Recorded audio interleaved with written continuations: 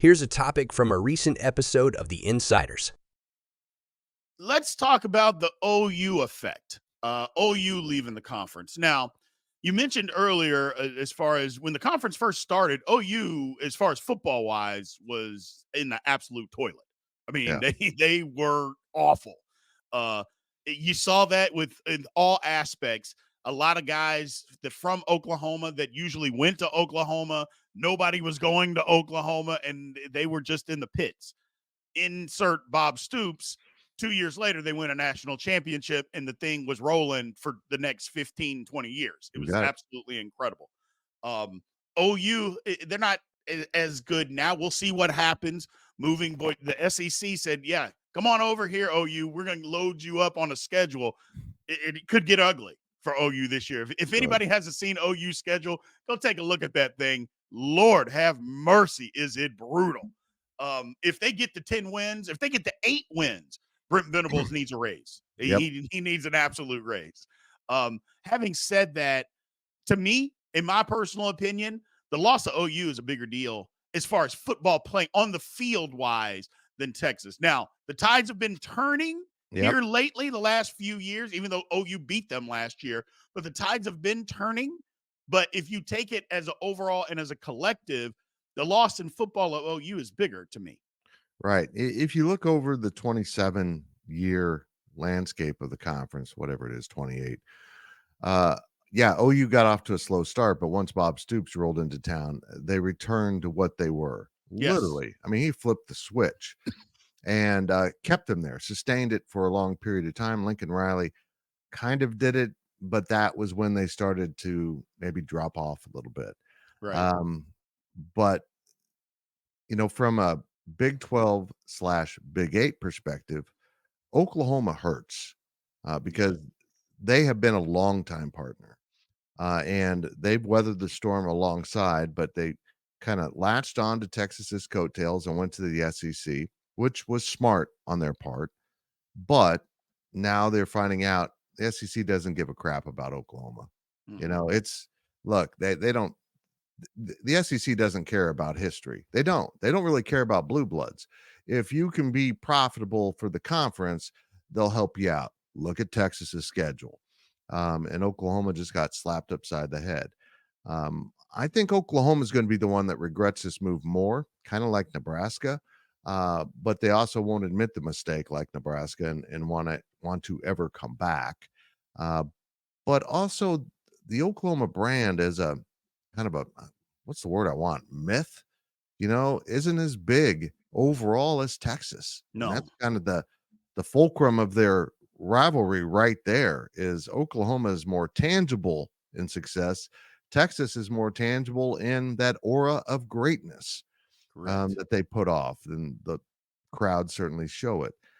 But I do think in football, Oklahoma, if you could get somehow, some way, if he could pull off the Florida State, Clemson, coming to the Big 12, which is a rumor that's been stirred back up, is something apparently is going on with the ACC that hasn't really hit the public airwaves yet.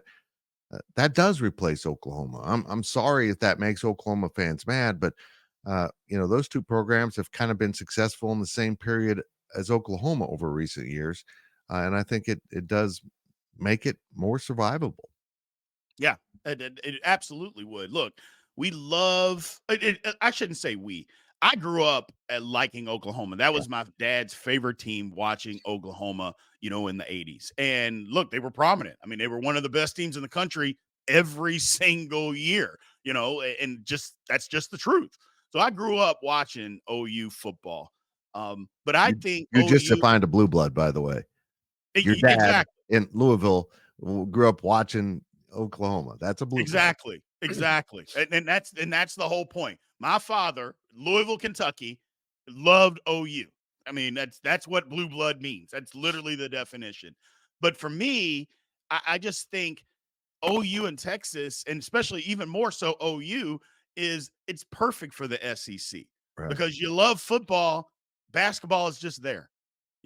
And while I know Oklahoma fans are going to say, hold on, we care about basketball. No, you don't. Look at your arena. No, you don't. Yeah, look at that arena and then tell me again that you care about basketball. About the Thunder. hear that, you Uh, know? And uh, so it's just, I mean, again, that's what the SEC is. Now, you're going to hear some people, well, look at Kentucky. I go, Kentucky's different. That's an outlier in the SEC. For the most part, they don't care. And yes, I know Florida had some success. I go, but they don't care. And you could ask any fan of any school in the SEC right now, Fitz, if it came down to adding 10,000 more seats and winning national championships in football and not having a basketball program, they would all, except for maybe Kentucky, they would all say, you know what? Yeah, we don't need basketball. Nailed That's it. the difference. And that's what OU and Texas are. And for me, I don't miss that because I like to have well-rounded programs, and OU just didn't care. I know they've had some good teams over the years, Fitz. They just didn't care enough for me, and it showed that they didn't care enough. And for me, it was kind of a drag on the conference. Yeah, I agree. I agree. Yeah, they've had some up seasons. Lon Kruger did some incredible things there. And the emotional investment doesn't exist in Norman, Right. particularly since the Oklahoma City Thunder rolled into town. That Correct. has depreciated the value of both Oklahoma and Oklahoma State basketball in frankly immeasurable ways because it's hurt attendance. It's probably hurt recruiting in some ways because of that. And it's probably hurt a lot in corporate donations and Absolutely. buying blocks of tickets. All that money went to the Thunder. That's why I've always said University of Kansas needs to fight tooth and nail to keep the NBA out of Kansas City because the Kansas City market is theirs for basketball for the most part. Just the passive fan becomes a KU fan because it's the pseudo NBA team. You get a real Correct. NBA team, they're going to see some serious attrition in that, just like Oklahoma has.